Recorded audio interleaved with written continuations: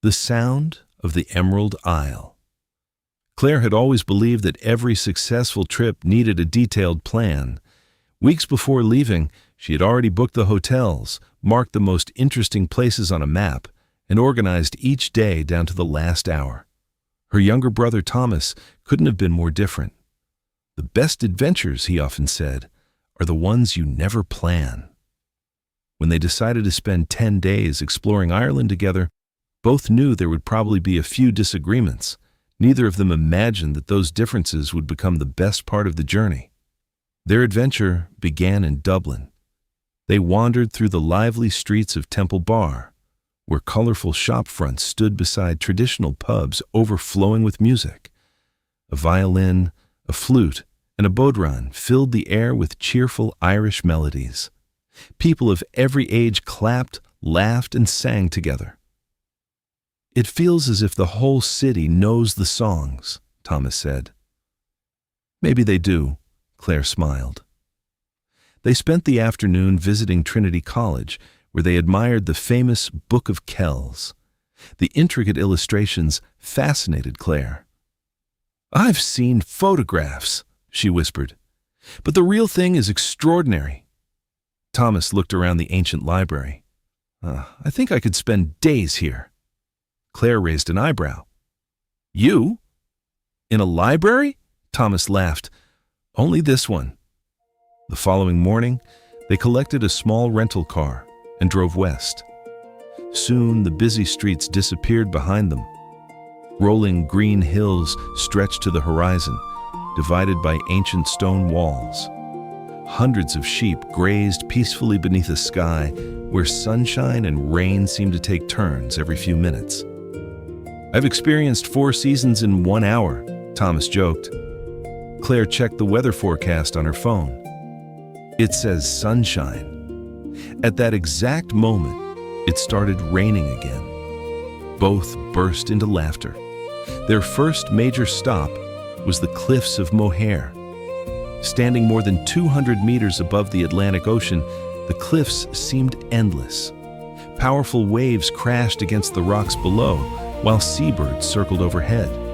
Neither brother nor sister spoke for several minutes. "It's impossible to describe this," Claire finally said. Thomas nodded. "Some places don't need words." That afternoon, they continued into County Clare, where they stopped in the tiny village of Doolin. As evening arrived, they entered a small family-run pub.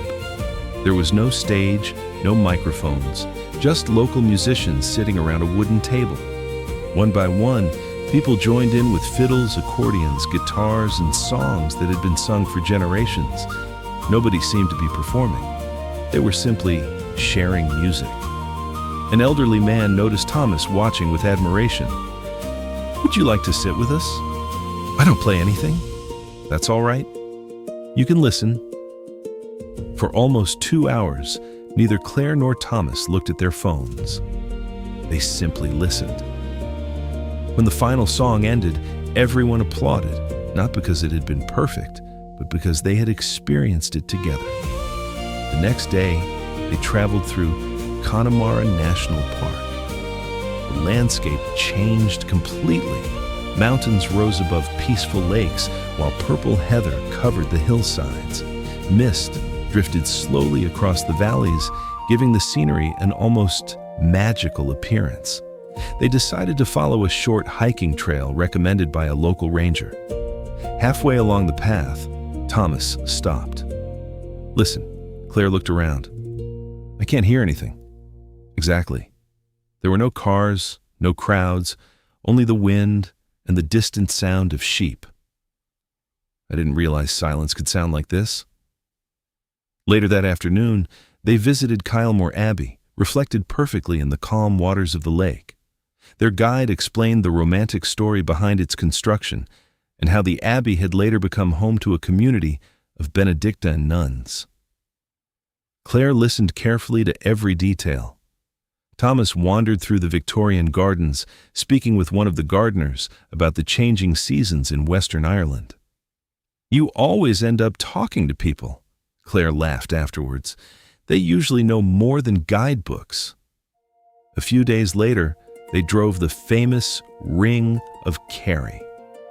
Every bend in the road revealed another spectacular view. Tiny fishing villages overlooked quiet harbors. Ancient stone cottages stood beside green fields where sheep wandered freely. Several times they stopped simply because the scenery was too beautiful to drive past. Near Valentia Island, they met an old fisherman repairing lobster pots. He invited them to sit beside the harbor while he told stories about fierce Atlantic storms, dolphins that sometimes followed the boats, and the generations of families who had made their living from the sea. Thomas asked dozens of questions. Claire barely noticed the time passing. Before they left, the fisherman smiled. People come to Ireland looking for beautiful places. He pointed towards the harbor. But they'll remember the conversations. Those words stayed with both of them. On their final evening, they stayed in a small cottage overlooking the Atlantic coast. As the sun slowly disappeared into the ocean, Claire looked at the notebook where she had carefully planned every day of the journey. Many pages no longer matched what they had actually done. Unexpected stops, long conversations, extra walks, small villages they had discovered by chance. She smiled. You know something? Thomas looked up. What?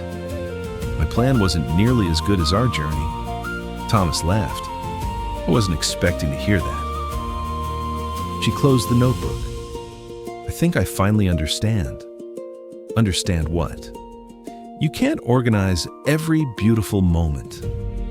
Some of the best ones simply happen. The following morning, before returning to Dublin Airport, they stopped one last time beside the sea.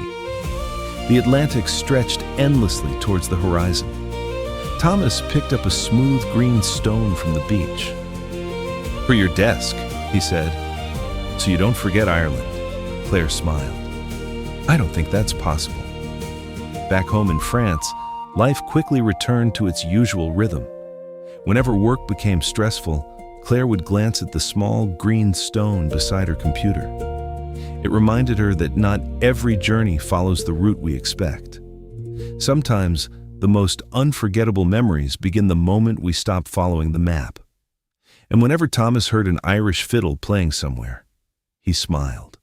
Because, for a few unforgettable days, the Emerald Isle had taught two very different brothers and sisters that the greatest adventures are often a perfect balance between planning and simply letting life surprise you. If you enjoyed this story, there's much more waiting for you.